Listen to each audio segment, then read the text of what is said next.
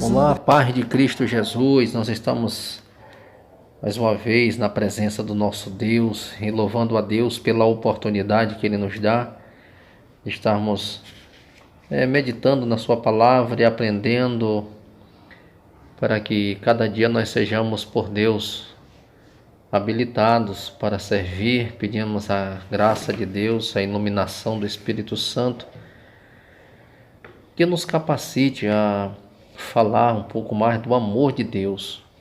Quero falar de uma vida segundo o Espírito de Deus, onde o próprio apóstolo Paulo, ele faz uma declaração em Romanos capítulo 8, versículo 1. Paulo diz: portanto, agora nenhuma condenação há para os que estão em Cristo Jesus, que não andam segundo a carne, mas segundo o Espírito. Porque a lei do Espírito é vida em Cristo Jesus. Ele me livrou da lei do pecado e da morte. Porquanto, o que era impossível à lei, visto como estava enfermo pela carne, Deus enviando seu Filho, em semelhança da carne do pecado, pelo pecado condenou o pecado na carne, para que a justiça da lei se cumprisse em nós, que não andamos segundo a carne, mas segundo o Espírito.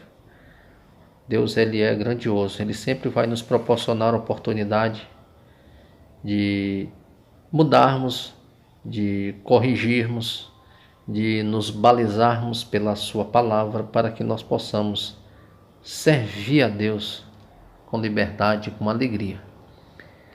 A gente observa que no capítulo 7 da Epístola aos Romanos, o apóstolo Paulo ele apresenta um pequeno esboço do que ele iria falar, do que ele iria tratar no capítulo seguinte. Por todo o capítulo 8, o apóstolo faz um contraste entre a velha vida, marcada pelo pecado e sem condições de se libertar, com a nova vida no poder do Espírito Santo que Cristo nos proporcionou. E o que fora impossível na antiga aliança, ela regida pela lei, agora se tornou possível a graça a uma nova lei, a lei do Espírito e vida em Cristo Jesus. Por intermédio do Espírito Santo, temos uma visão prévia da alegria de um dia vivermos ao lado do Senhor no céu. Temos também a garantia de que no futuro desfrutaremos da plenitude da salvação. Paulo, no capítulo 7, ele mostra justamente a condição em que nós estávamos vivendo, sem nenhuma possibilidade de uma mudança, porque o próprio Paulo diz, mesmo quando ele queria fazer o bem, era o mal que fazia, que ele não poderia se libertar da morte do pecado que estava nessa própria carne. O pecado estava matando, aprisionando e tornando esse homem inerte diante de uma reação para chegar a Deus. Então a gente vê Paulo ele denunciando isso, que quando ele diz que miserável homem que sou, Paulo está mostrando a condição que nós estávamos, de miseráveis, de condenados, tanto gentios, quanto gregos, quanto judeus, estavam todos condenados. E a gente observa que a vida no Espírito, ela pressupõe a oposição à lei do pecado. E a gente observa que a lei, ela estava enferma. Como podemos observar no capítulo 7, Paulo ele exclama em um tom desesperador quando vê diante de si e de todos os cristãos impiedosos o jugo do pecado. A gente confere lá no Romanos capítulo 7 e a gente observa o versículo 24. Esse grito ele pertence a todos a todos nós, mas que era a razão desse desespero. A gente pode até se perguntar assim, qual era a razão, qual era o motivo, né, desse desespero. Se a gente for fazer uma análise realmente do grito, do brado de Paulo ali, miserável homem que sou, se a gente for observar por esse contexto, é necessário nós entendermos a argumentação do apóstolo em torno desse assunto. Ele havia dito que todos os homens, que gentios, que gregos, eles estavam debaixo de condenação do pecado. Mesmo os judeus, a gente observa que mesmo os judeus, a quem foi confiada a lei mosaica, eles não conseguiram escapar desse cativeiro. E por que não? A gente começa a se perguntar, por que eles não conseguiram se libertar desse cativeiro?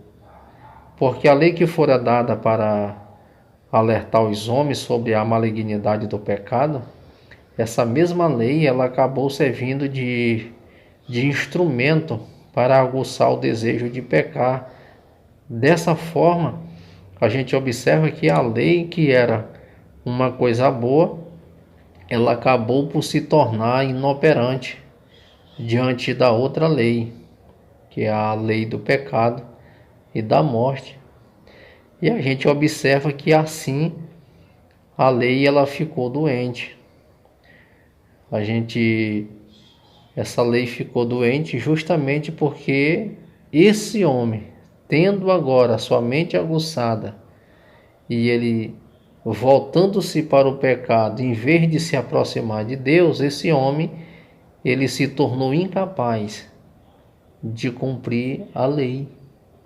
Ele não foi capaz de cumprir essa lei porque o homem se tornou doente. O pecado dominou esse homem. A lei foi estabelecida justamente para servir de uma condução, levar esse homem a Deus. Agora esse homem vai justamente por outra via. Está sujeito agora a uma outra lei, chamada lei do pecado. Mas a gente observa que ainda no mesmo capítulo 7, já chegando no final do capítulo, a gente observa que o versículo de número 25, Paulo ele dá um outro grito. Agora não mais esse grito que Paulo dá não é mais um grito de desespero, mas de vitória pela graça de Deus revelada na pessoa de Jesus Cristo. O seu grito de vitória é também, a gente pode até parafrasear, o grito de vitória de Paulo também é o nosso grito.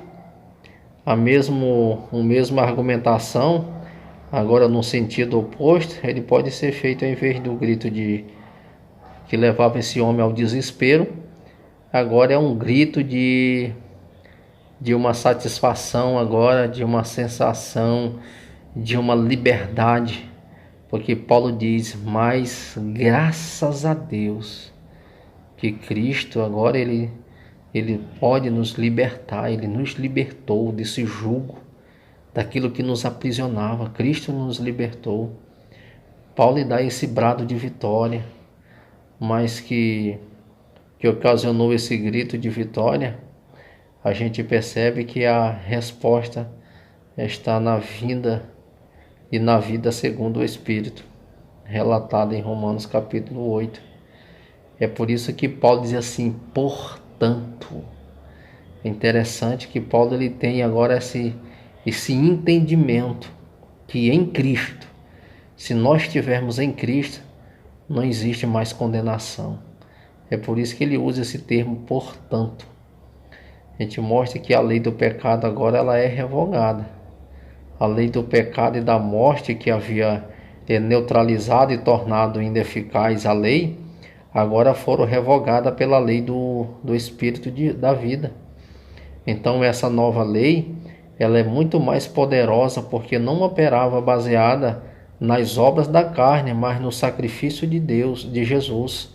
Então a gente observa que o imaculado Cordeiro de Deus, ele tornou possível quebrar o jugo da escravidão que a lei do pecado ela produzia. Agora todos os filhos de Deus, eles podem gozar da liberdade que vem da vida segundo o Espírito. Então, observa que quando Paulo ele dá esse brado, é justamente que ele presenciou, justamente ele está desfrutando de uma liberdade agora que o próprio Jesus quebrou essas algemas, o que aprisionava esse homem, o que tornava esse homem angustiado, sem esperança, sem nenhuma probabilidade de conquista, de vitória. Paulo está dizendo aqui agora nós somos livres, nós somos libertos, nós estamos agora diante de um novo tempo, de uma nova oportunidade. Então a gente observa que essa palavra, portanto, nenhuma condenação há para os que estão em Cristo Jesus. A palavra, a gente observa que no início dessa declaração vitoriosa, ela refere-se no capítulo 7, no qual Paulo argumentou a batalha entre a carne e o espírito. Uma luta que parece infindável. A gente observa isso lá em Gálatas capítulo 5, versículo 17. Essa luta desleal, a carne militando contra o espírito contra a carne. Mas a gente observa que Paulo diz assim, portanto. É como se Paulo tivesse essa palavra, ela está nos dando a condição de dizer, portanto, agora eu levanto a bandeira da vitória, do Espírito de vida em Cristo Jesus na minha vida. Portanto, agora, nenhuma condenação há. Capítulo 7 está mostrando toda a deficiência que o pecado trouxe para esse homem e aprisionou. No começo do versículo 8, Paulo diz, portanto, eu ergo a bandeira da liberdade do Espírito de vida em Cristo Jesus. Eu posso declarar que eu sou livre, que eu estou liberto na pessoa bendita de Jesus Cristo. Eu posso desfrutar das maravilhas que Deus tem reservado para mim. Paulo ele traz um relato da vida, a vida no Espírito. Isso é essa liberdade que Deus nos proporciona. É uma vida segundo o Espírito agora. Paulo está dizendo que uma nova lei agora ela habita nesse homem. Não é mais a lei do pecado, não é a lei mosaica. A lei que habita nesse ser, nesse homem agora, é a lei do Espírito e vida. Então a gente observa que essa lei do Espírito e vida agora em Cristo Jesus, essa lei ela pressupõe a oposição à natureza adâmica. Paulo deixa isso bem claro no versículo 5 ao versículo 17. Ele fala de uma velha inclinação. Paulo usa esse verbo grego, pironeu, que é traduzido aqui como inclinar, com o sentido de colocar a mente em algo. A natureza adâmica, mesmo ela sendo destronada, ela continua requerendo seu antigo lugar. Na carta que eu mencionei agora há pouco, que Paulo fala aos Gálatas, no capítulo 5, no versículo 17, ele vai falar justamente dessa militação, dessa inclinação da carne contra o espírito. A carne milita contra o espírito contra a carne. Então a gente vê essa guerra, ela acontece na esfera da mente, quando a gente observa justamente que a nossa mente ela é bombardeada e aquilo que vai ser alimentado mais é aquilo que vai prevalecer, né?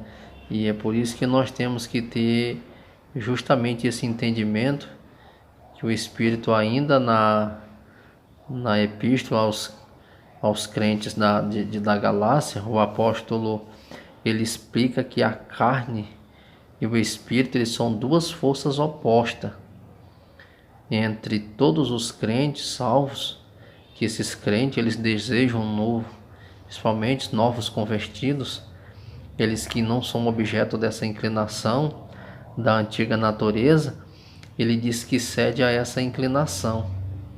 E ceder essa inclinação é morte, claro. Ele deixa isso claro no versículo 6. Nessa inclinação interna da velha natureza, a carne está no comando. Quanto a carne ela assume o controle, o espírito ele fica de fora. Porque a Bíblia diz que nós não vamos servir de maneira nenhuma dois senhores. Então, o que prevalece é o que se torna o ativo dominante. Por isso que nós temos que dar realmente lugar ao Espírito Santo de Deus para que ele venha guiar, direcionar.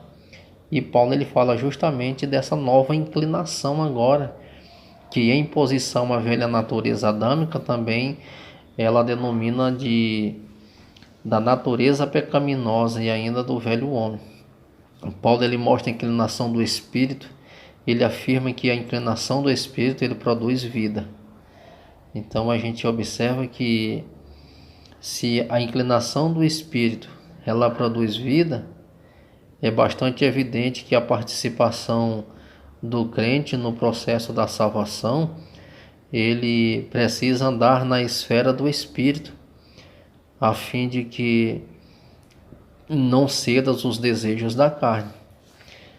Assim como os crentes eles têm o seu papel no processo da salvação, escolhendo ou não receber a graça de Deus, da mesma forma ele agora, como regenerado em Cristo, ele também tem a escolha para andar ou não no Espírito.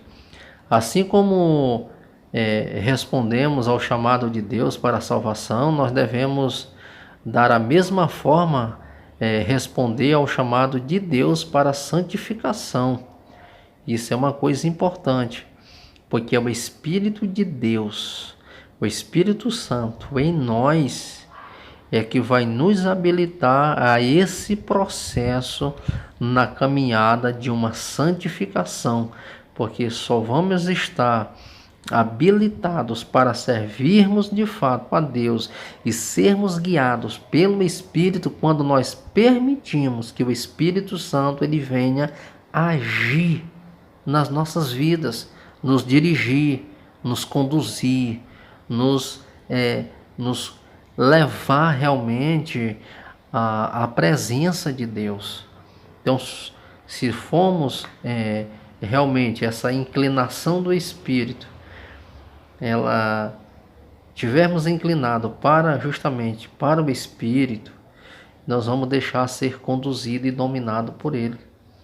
E Paulo ele deixa isso bem claro: o que domina é o que governa, o que alimenta mais é o que vai predominar, é o que vai prevalecer.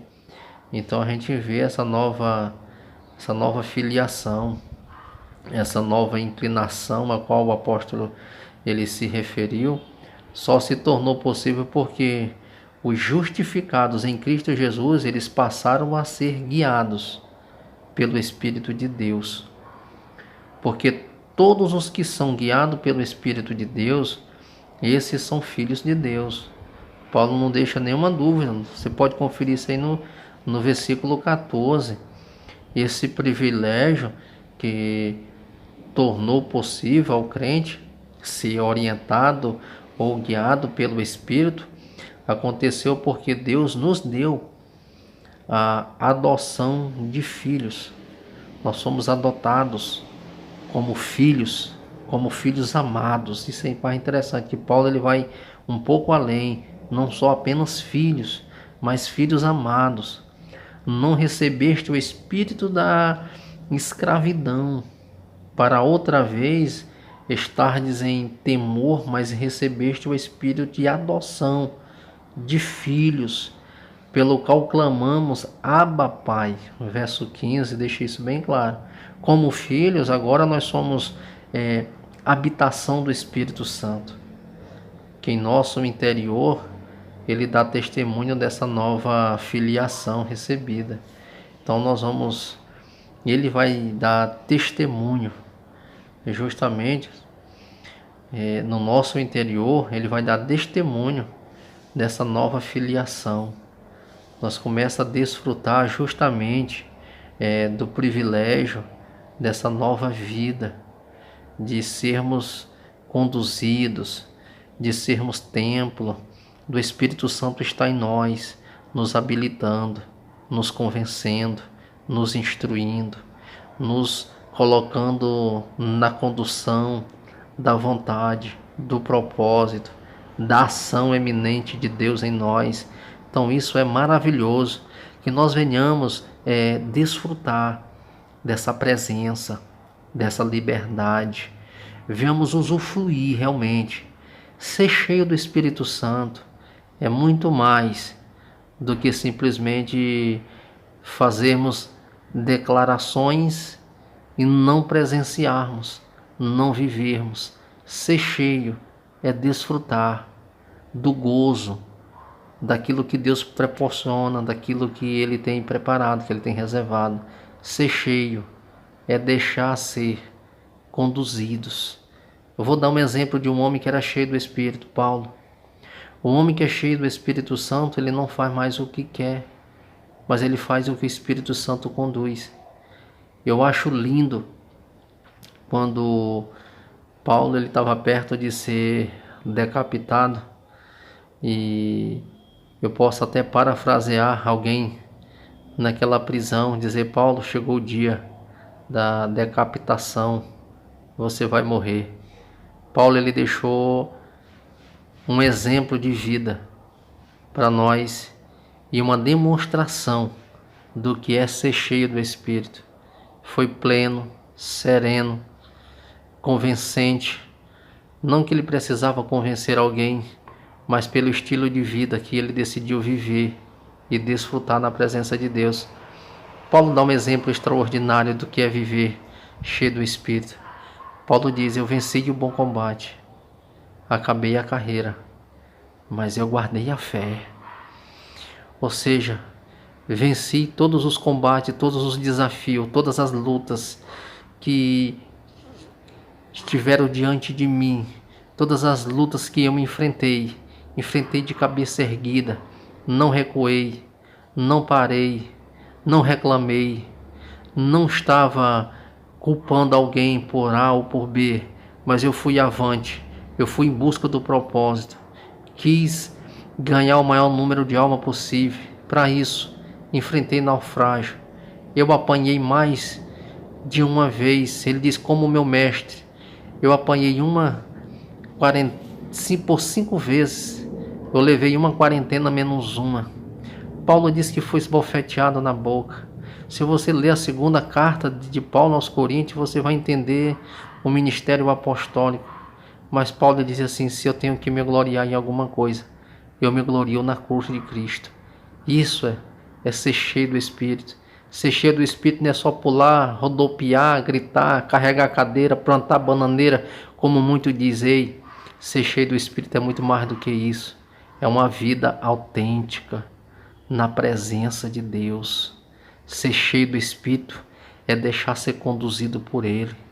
Se Ele quer te enviar a lugares que você nunca imaginou que Ele poderia te enviar, se você está sendo conduzido por Espírito Santo, a primeira demonstração de quem é cheio, ele é obediente, ele submete à vontade de Deus, ele vai em busca do alvo, do propósito, porque o reino de Deus está estabelecido nele, ele vai em busca desse propósito. Ser cheio do Espírito Santo não é fazer o que convém, é fazer o que Deus deseja, o que Deus ordena.